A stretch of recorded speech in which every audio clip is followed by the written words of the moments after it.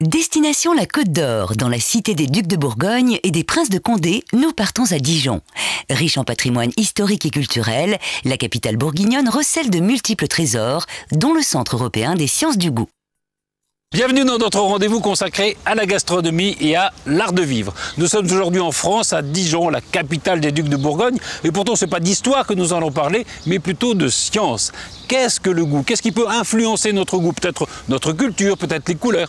Pour répondre à toutes ces questions, nous allons pénétrer dans cet établissement qui s'appelle le Centre européen des sciences du goût. Je suis en compagnie d'André Ollet, vous êtes neurophysiologiste. À quoi correspond alors ce centre?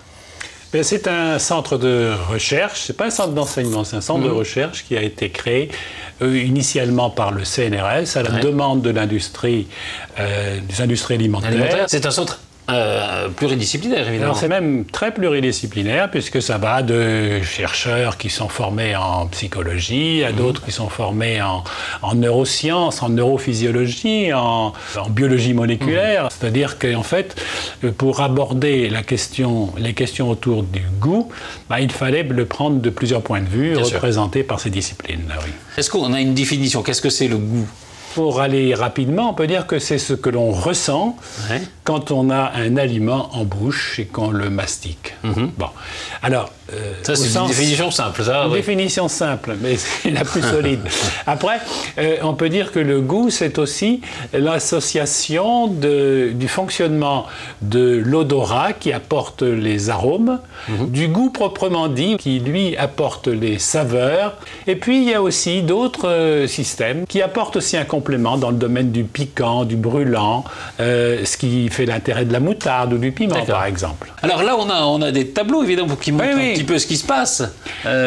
Écoutez, les tableaux, ils résument un peu ce que je viens de dire. C'est-à-dire, d'un côté, vous avez le système ce qu'on appelle le système olfactif, qui nous apporte l'odorat. Et lorsque l'aliment est à distance, l'odeur, en quelque sorte, vient toucher ici des terminaisons nerveuses sensibles. Et cette zone verte, là, indique vaguement la région où on va trouver des cellules qui sont spécialisées dans la détection des molécules odorantes. Mais il y a une autre façon aussi pour l'odorat d'intervenir, c'est lorsque l'aliment est en bouche, par exemple ici, eh bien, la mastication, la déglutition amène des molécules qui sont là à remonter, et on a la voie rétronasale, comme on l'appelle, qui nous apporte ce qu'on appelle les arômes. Alors ça, c'est une des composantes, et probablement une des composantes la plus riche, en fait, en variété de sensations, qui est apporté par les aliments. Oui, c'est vrai que l'aliment, il n'a pas le même goût au début où il rentre dans la bouche, et puis on se mastique. Bon, on va voir peut-être que... Et la langue, alors?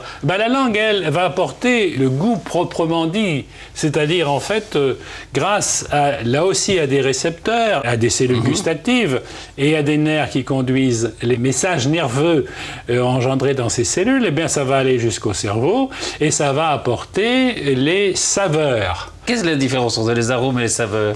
Eh bien, là, on va par convention dire que les arômes, en fait, ce sont des odeurs, et des odeurs qui ont suivi cette voie rétronasale. Qui repassent par là, par le nez. Tandis que les saveurs, c'est l'action des molécules, pas les mêmes, des molécules qui sont présentes dans les aliments, mais plus lourdes, qui ne sont pas autant volatiles, et qui vont stimuler le système gustatif. Il y a également une troisième sensibilité qui est fourni par un nerf qui innerve toute la zone de la bouche, mais aussi... Le système du nerf trijumeau, c'est ça? Nerf trijumeau, voilà. Voilà. Et c'est ce nerf trijumeau qui, en particulier, est sensible aux bulles qu'il y a dans le champagne, qui contiennent du gaz carbonique. Il est sensible à la moutarde, il est sensible au piment, et il apporte aussi la température, il apporte aussi la notion... Et oui, bien sûr, il est très important. Oui, je suis avec Jordi Ballester, bonjour. Bonjour. Vous êtes chercheur dans ce centre et vous vous intéressez plus particulièrement à l'influence de la couleur sur le goût. En effet, la couleur, c'est le premier indice qu'on perçoit des aliments, et ça va moduler tout de suite tout ce qui vient après. L'odorat, le goût, même ça peut modifier notre réponse par rapport à si on aime ou on n'aime pas. On a devant nous des verres très colorés, des liquides très colorés. On peut les montrer, ça, voilà, ou ça c'est très coloré. Évidemment, immédiatement, et sans qu'on le veuille, on associe, sans goûter, un goût à cette couleur, quoi. La couleur déclenche quelque chose dans le cerveau, une association qui nous guide vers un type de descripteur ou un autre. Mais ça vient de quoi, ça, par exemple? Ça, c'est vrai qu'on va dire, c'est plutôt des fruits rouges. Alors, est-ce que c'est parce qu'on a la perception du fruit rouge et qu'on se dit, tiens, si on pressait un fruit rouge, ça serait de cette couleur? C'est des associations qui sont... C'est l'expérience de toute une vie qui nous crée des associations qu'après, on active. Alors là, il faut du temps pour que ça se crée. On a quelque chose de très vert, là, donc évidemment, ça fait penser au sirop de menthe, par exemple. Exactement. Après, il peut y avoir des surprises. C'est très rigolo parce que là, vous en avez, par exemple, un qui est moins vert. Hein. Ouais. Et alors, je ne sais pas, c'est vrai que quand on achète du sirop de menthe dans le public, il y en a qui sont très colorés, il y en a d'autres qui sont moins colorés. Et on a un peu l'impression, ce qui est sans doute fausse, hein, quand on boit, que celui qui est moins coloré est moins fort. Tout à fait. Ça a été déjà démontré par la littérature il y a déjà une vingtaine d'années. On peut induire une perception de l'intensité perçue juste par l'intensité colorante. Ce qui est assez étonnant, au fond, enfin, parce qu'on pourrait penser que ça se passe autrement, c'est que ce qu'on pense va influencer le goût qu'on va avoir. Absolument. Il y a une expérience à faire avec ces boissons ou pas? Donc l'idée, c'est on fait sentir les arômes aux personnes, différentes personnes, différents arômes. Allez-y. On demande aux gens de décrire ces odeurs-là. Eh bien, écoutez, donc je suis incapable de dire ce que... C'est vrai que quand je le vois, je me dis, voilà, si je veux boire ça, ça va me faire un truc sucré. Ouais. Si je le sens, qu'est-ce qu'il fallait sentir? Il y avait quelque chose? Donc les gens en général, puisque c'est de l'hexanoate d'éthyle, donc c'est un ester éthylique qui est présent dans le vin par exemple, qui a une note fruitée un peu vague, un peu indéterminée. Donc puisque c'est indéterminé, par la couleur, on arrive à amener les gens vers un type de descripteur ou vers un autre type de descripteur.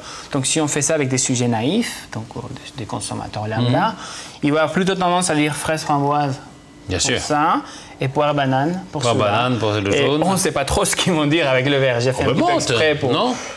Sur une odeur fruitée, la menthe est très typée. Ah oui. C'est une odeur qui est vraiment très marquée et très différenciée des notes fruitées. Toujours au Centre européen des sciences du goût et je suis en compagnie de Catherine Dacremont. Bonjour. Bonjour. Alors, vous vous occupez, on va encore voir quelles influences peut avoir l'environnement sur le goût. Là, vous vous occupez de l'influence, du lieu sur le goût. Voilà, on essaie de comprendre quels vont être dans l'environnement qui peuvent faire appel à ce qu'on connaît en fait et qui peuvent ensuite moduler ou impacter ce que l'on a envie de consommer. Exactement. Là, on est dans une ambiance un peu bleutée. Exactement, donc ici on est dans une ambiance de bar un petit peu froide avec des lumières bleues, c'est froid.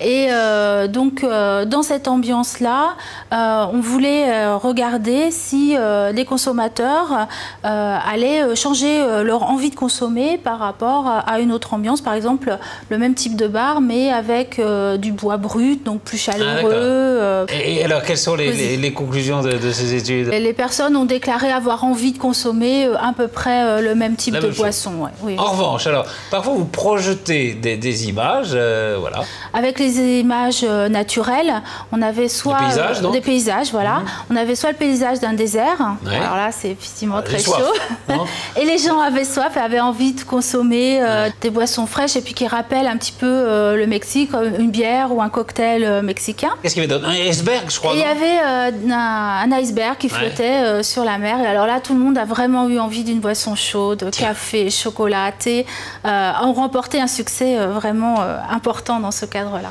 Alors Catherine, avec l'iceberg ou le désert, on comprend à peu près, hein, l'iceberg qu'on a envie de chaud et puis le désert qu'on a envie d'une boisson qui rafraîchisse, on comprend.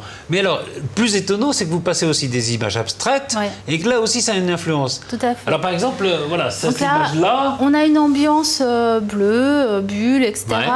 Et alors dans cette situation-là, les gens qui avaient eu envie de boire des jus de fruits l'ont plutôt choisi, ces jus de fruits, dans cette ambiance-là, plus que dans les autres ambiances. Ceux qui ont vu ça, ils ont dit, tiens, moi je veux un jus de fruits. Oui, enfin, c'est pas une immense majorité, mais je veux dire, voilà, il y a eu vraiment cet impact-là qui semble être présent. Alors, on va voir peut-être une autre image. Ouais, voilà, c'est très abstrait, très froid. Voilà. Hein.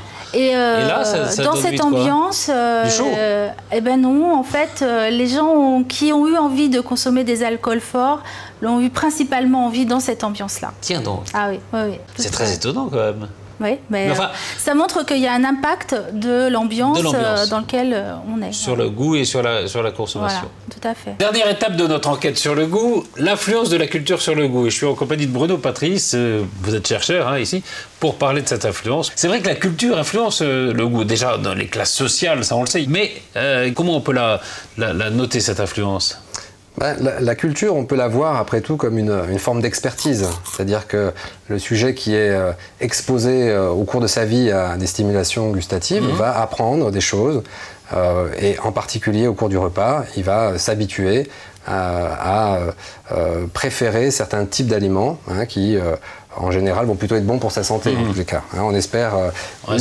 Voilà. Et le deuxième aspect, qui sont bien sûr agréables au goût, avec tout le problème qu'il peut y avoir maintenant sur la perception du sucré et du gras. Le goût, ça serait quand même... Ça semble comme ça quand même être plutôt culturel, c'est-à-dire que ça s'apprend quand même. Enfin, dans une société, on vous apprend à aimer un certain nombre de choses, à ne pas aimer un certain nombre de choses, non ? Oui, mais là, quand vous parlez du goût, on parle plus du comportement alimentaire. Oui, des habitudes alimentaires. On n'est pas sur le goût, juste percevoir des études que nous, on fait en ce moment, de savoir est-ce que les gens perçoivent différemment dans le monde. C'est ça. Alors, pour définir le goût, ça serait quoi ? Alors, plutôt le sucré, le salé, etc. Voilà, les grandes saveurs classiques.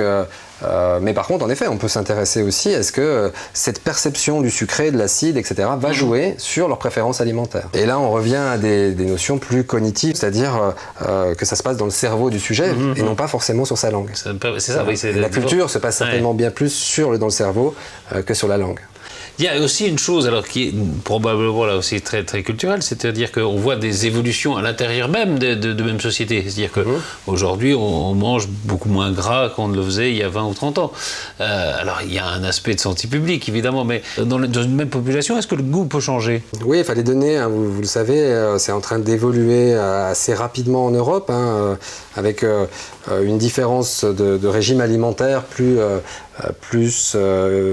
basée sur des huiles et des légumes dans le sud, et on voit en effet que la flèche du surpoids pondéral suit parfaitement, c'est-à-dire que plus on monte et plus le surpoids apparaît, même chez les enfants. Plus on va vers le nord, c'est ça ? Plus on va vers le nord, y compris en France. Donc ça, c'est un phénomène qui émerge depuis une quinzaine d'années, sur lequel il y a beaucoup de travaux, parce qu'il y a des choses qui paraissent évidentes, mais en fait... Qu'est-ce qui se passe ? Après tout, il y a 30-40 ans, quand on allait manger chez notre grand-mère, on mangeait des choses très lourdes. Et on n'est pas particulièrement obèse. Donc il y a certainement cette association de beaucoup de sucre avec du gras et qui semble quand même jouer beaucoup. Un facteur important. Est-ce qu'il y aurait une mondialisation du goût qui est... C'est-à-dire qu'au départ, il ne faut pas oublier que l'espèce humaine présente de grandes similitudes entre les sujets sur leur perception gustative. La différence, elle est à la marge. Alors nous, on essaye de trouver des populations un petit peu atypiques qui nous expliqueraient des phénomènes, mais la plupart de la population mondiale a quand même, a priori, pour survivre, parce que c'est un problème de survie aussi, historiquement en tous les cas, les mêmes capacités gustatives. Alors bientôt, peut-être qu'on verra des Anglais mangeurs de grenouilles, pourquoi pas. Tout peut arriver. Voilà, cette émission dijonnaise et de très bon goût est désormais terminée. On se retrouve très vite pour un nouveau rendez-vous gastronomie et art de vivre. Salut!